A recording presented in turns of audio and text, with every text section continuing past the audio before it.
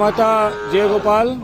ये गांधारी गोधाम जो आप देख रहे हो, और आज का ये पावन दिन एकादशी, और हम इधर गौशाला में आए और आप ये देख रहे हैं बारिश के अंदर कितना कीचड़ हो गया है।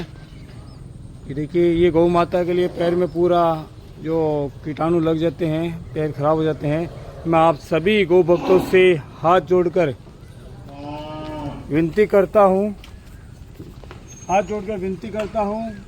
कि अपना मंडल द्वारा या अपने परिवार द्वारा थोड़ा सा सहयोग करें, ताकि यहाँ पर ये ब्लॉक लग सके और गौ माता नंदी महाराज इस कीचड़ से पैर खराब ना हो तो बच सके।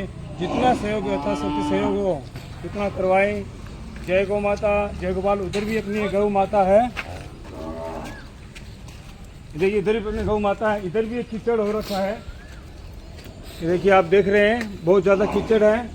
इसमें थोड़ा ब्लॉक लगाने का है, तो अपने मंडल द्वारा और भी कोई सहयोग करवाना चाहता है तो थोड़ा सहयोग करे, ताकि गौ माता इस कीचड़ से बच सके और आराम से रह सके। जय गौ माता जय गोपाल। जय गौ माता जय गोपाल। आज तारीख 5, 6, 8 અને મંગળવારના રોજ ગાંધારી આશ્રમ ગૌસેવાધામ, જ્યાં આપણે અત્યારે લંપીનો વાયરસ આ બીજો રાઉન્ડ ચાલુ થયો છે। પહેલા રાઉન્ડ કરતાં પણ ભયંકર છે। જો આ વસ્તુ અહીંયા કેટલી કીચડ છે ચોમાસાની અંદર। એક આપણા નંદી મહારાજનો શેડ તો બની ગયો, પણ શેડ બનીને મહારાજને રાખવા માટે નંદી મહારાજને અત્યારે અધોગતિ એ રીતની છે કે અહીંયા જોવો તમે કીચડ છે। આ બિચારાને ઊભું રહેવું કે ખાવું, આપણે ગમણ બમણની વ્યવસ્થા છે, કેમ કે લંપીનો વાયરસ છે એટલે ભેગા કરાય એમ નથી। આજે અલગ અલગ વોર્ડ બનાવવામાં આવ્યા છે કે વધારે સિરિયસ કેસ છે, નોર્મલ છે, એ રીતના છે। કેમ કે જે સારા જીવ છે એને પાછો લંપી ન લાગે એનું ખાસ આપણે ધ્યાન રાખવું પડે એમ છે। તો આજે ગાંધારીની અંદર રેગ્યુલર સેવા આપતા 15 થી 20 સભ્યો જે 365 દિવસ કામ આપી રહ્યા છે, સેવા આપી રહ્યા છે। આવી ઉંમરના દાદા 4 વાગે ઉઠીને આવે છે, બહુ મસ્ત કામ કરે છે। ધન્ય છે નિશરણોમાં આપણે કોટી કોટી વંદન કરું છું। ઉંમરલાયક દાદા છે, પિતૃલાયક દાદા છે આપણા।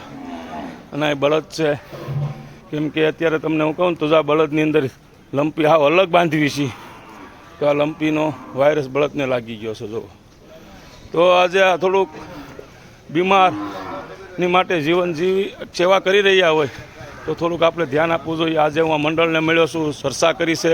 ભાઈ આજે આપણે બ્લોક નાખવાના, શું વાત કરો? હાલો ભાઈ રસિકભાઈ બોલો। 2 પ્રોગ્રામ ઓછા કરવાના, આપણે બ્લોક નાખી દેવાના, બરાબર? જેલો પૈસા પ્લસ એક્સ્ટ્રા કોને લખાવાના છે બોલો?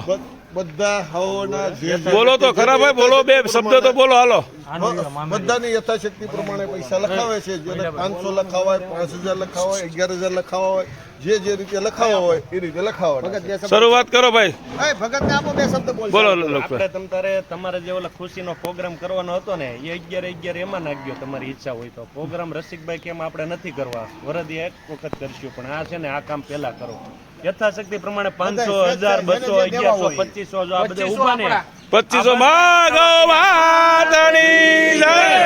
17500 આપડા અને વાહ મામા વાહ, આ કલેજો મામો, આ ઉંમર જોવો તો ખરા મારો મામો, મામા શ્રી વાહ, મારા વાલા વાહ। 2500 મારા વાહ મનસુખભાઈ વાહ, વાહ આશીષભાઈ વાહ, મારા વાલા જોવો।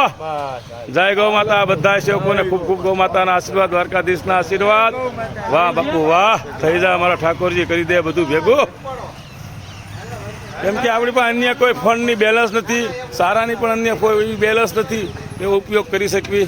જય ગૌ માતા।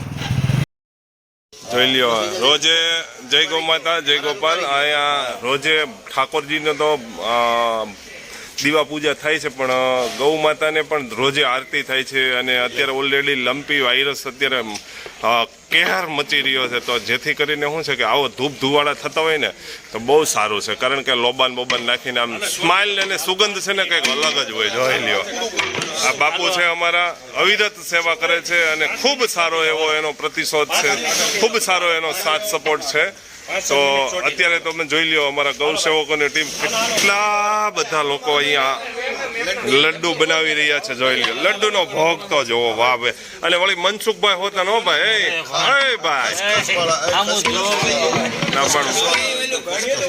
અને ખાલી એવું નથી લાડવા બનાવ્યા છે, પણ લાડવામાં જો તમે જો ખસખસ નાખ્યા છે અમે, એટલે ખૂબ સારો એવો ખસખસનો પણ માણસ ખાઈને એવી જ રીતે ગૌ માતાને લડ્ડુ ખવડાવીએ છીએ.